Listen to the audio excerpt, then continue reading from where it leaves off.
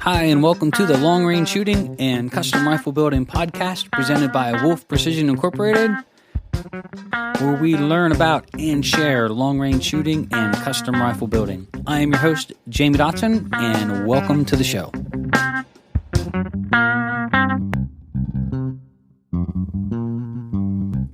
Hi, and welcome to episode 80 of Wolf Precision's Long Range Shooting and Custom Rifle Building podcast. I'm your host, Jamie Dotson, and welcome to the show. In this episode, we're going to talk about fix-it sticks and paying attention to the little details and how this really makes a big difference when you're assembling your rifle, when you're tearing it down to clean it, and how it can cause some serious issues if you don't pay attention when you're assembling it properly. The other thing we're going to touch base on is we're excited that this is our 80th episode. And so we've been on the air for a couple years now and really want to say thank you to all the listeners, all the fans, all the guys sending in great emails and questions and just making the show really what it is now. We certainly appreciate it. So our 80th episode will be running this week. We're really excited for that. So without further ado, here we go.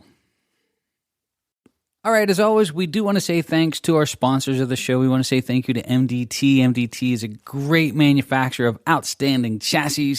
We have 6 on the way that will be on our wall of stocks for customers to come in and check out from different locations around our area that would like to come in and put their hands on them. So if you want a great chassis for your rifle, or if you're building a chassis-based rifle, check out the full line of MDT stocks. That's at mdttac.com. We'd also like to thank Krieger Barrels. Krieger is a sponsor of the show as well, a maker of fine cut rifle barrels. We use those for all of our match guns. They are hand-lapped, four-grooved, top-of-the-line barrels and make fantastic shooting rifles. They also have their new store of KriegerDirect.com, where you can often go in and find your barrel, purchase it online, and have it in as little as 3 to 5 business days. So stop over to Krieger Direct or KriegerBarrels.com and look at their full selection of barrels. All right, so we just finished up several of our long-range shooting schools here, and one of the things that we do a lot is tear down the rifles, clean them, disassemble, put back together.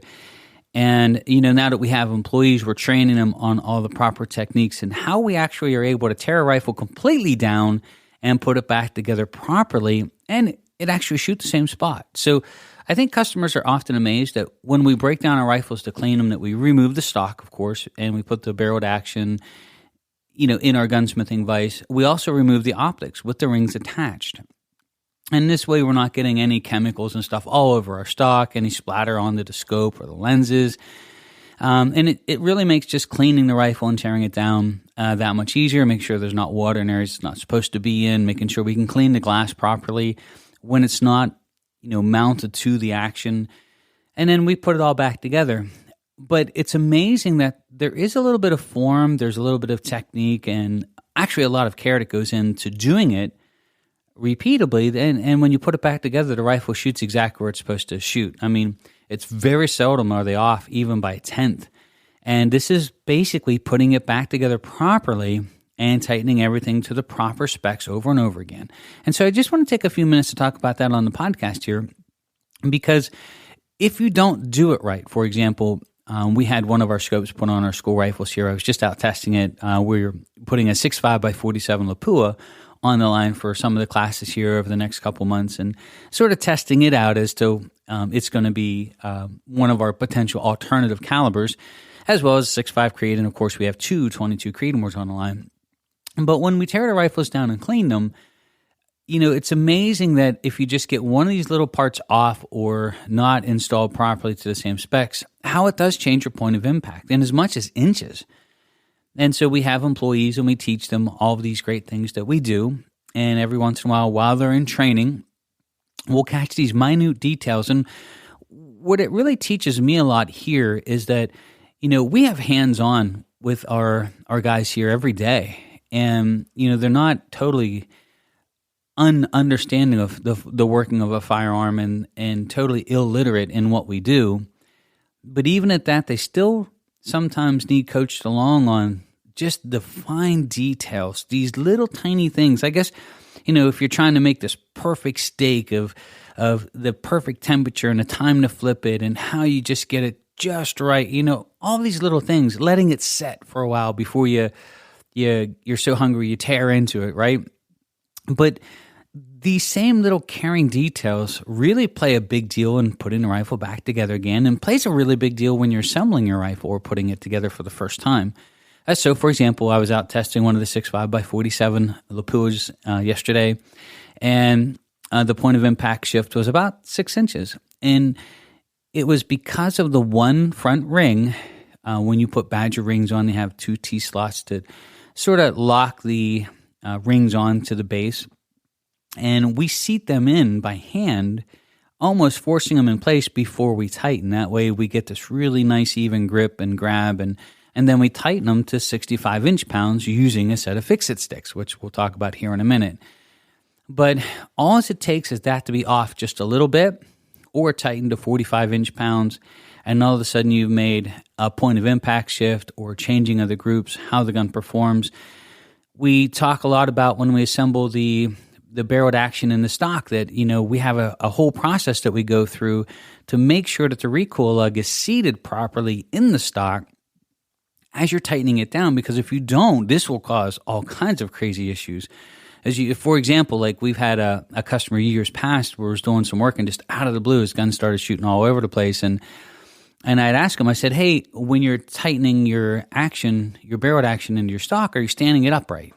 So we stand the stock and the barreled action sort of put together, but loosely on the buttstock. So that way the recoil lug is seated properly against the inside of the stock or the chassis where it's supposed to be.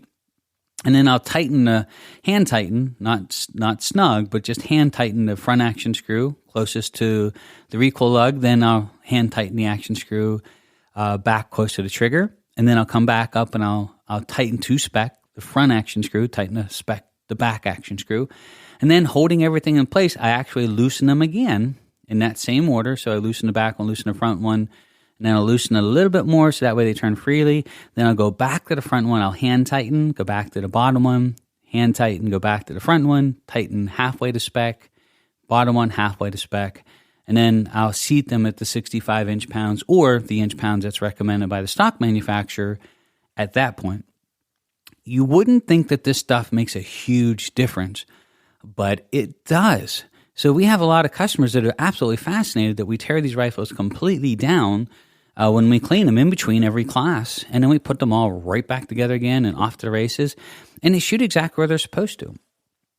And if you use the proper tools as well as the proper technique, it's not an issue. I mean, been doing it for decades, really. So I want to share with you some things about this that I think become part of it. So yes, it's technique, and yes, it's learning how to do this, how when we tighten the scope down onto the base, we don't slide it forward or to the rear of the Picatinny rail to hit. We actually float it in between before we tighten it.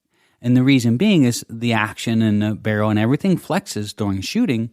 And if we have the ring seated against one of the, we're talking about the rings onto the base, seated against a 90-degree angle going down in the Picatinny rail, that gives a leverage point to really, rather than it just floating on top, the flexing action, it's now not just got that surface contacting the bottom of the ring, but now you've got this 90-degree angle running down like an L that gives it more leverage to bend and pull and twist. And so we actually tighten our rings up floating between the two. And people were fascinated by that. They've always heard, well, you slide it to the rear and get it in contact, in the Picatinny rail to the rear and then tighten it. Or you hear some people say to the front.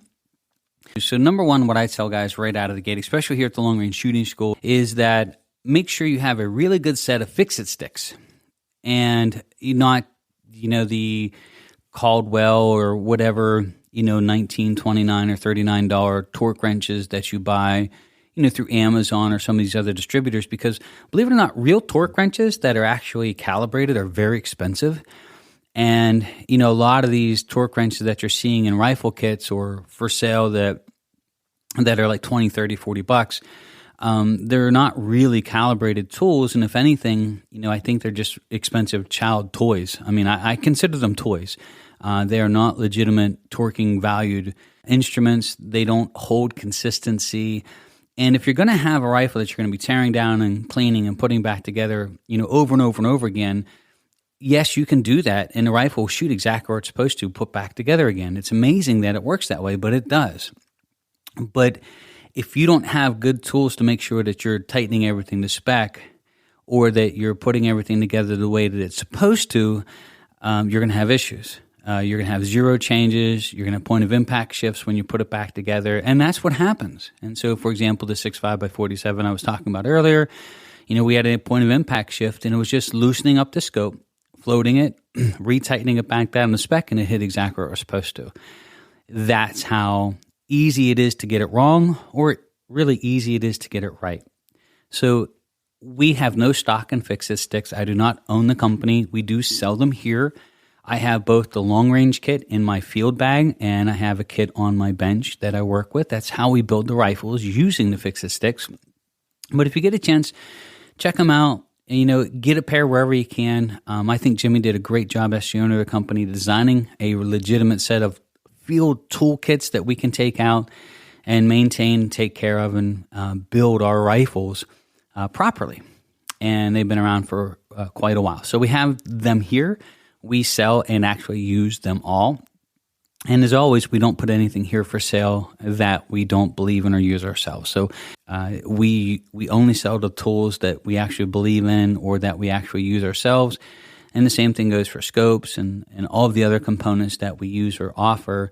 We just make sure that it's a product that we believe in, because if we don't believe it, how can we honestly sell it to you in good faith? Now, some really cool updated news. We have stock still being route from McMillan. So really, we're within probably legitimate driving distance of more than half the people in the United States. But here at the actual 305 Georgian place, one of our goals is to have our stock wall up and to have a place where customers can come and see all of these different stocks and chassis and actually get their hands on them, because it's a huge, important part of the purchase. And stocks are, as a personal choice, so much different from person to person as to what one person might like compared to the other. And sometimes for the smallest details of just how the grip feels, or they don't or do like the texture, or they like how the forearm is, or all these little things make a big difference. And they're a big purchase, and in most cases are purchased sight unseen. Most of your custom rifle orders are purchased off of what looks good or is popular on the internet. Rarely do you get a chance to put your hands on them. So we have a big shipment of MDTs coming in. They will actually be here this week. We'll have some foundation stocks. We have some Masterpiece arms. And then, of course, we'll also have the McMillans. They should be en route sometime soon. So one of our goals is to have a really great location where customers can come and see some of these unique stocks and get their hands on them. I do want to say a quick thanks to TriggerTech. TriggerTech is a sponsor of the show and maker of fine triggers. We have a whole wall of them here, as I've always talked about in the podcast. A very safe trigger, one screw adjustment, easy to install, self-cleaning, very field serviceable that as far as the roller pin design. And so it's what we put in all of our rifles, or what we really do recommend.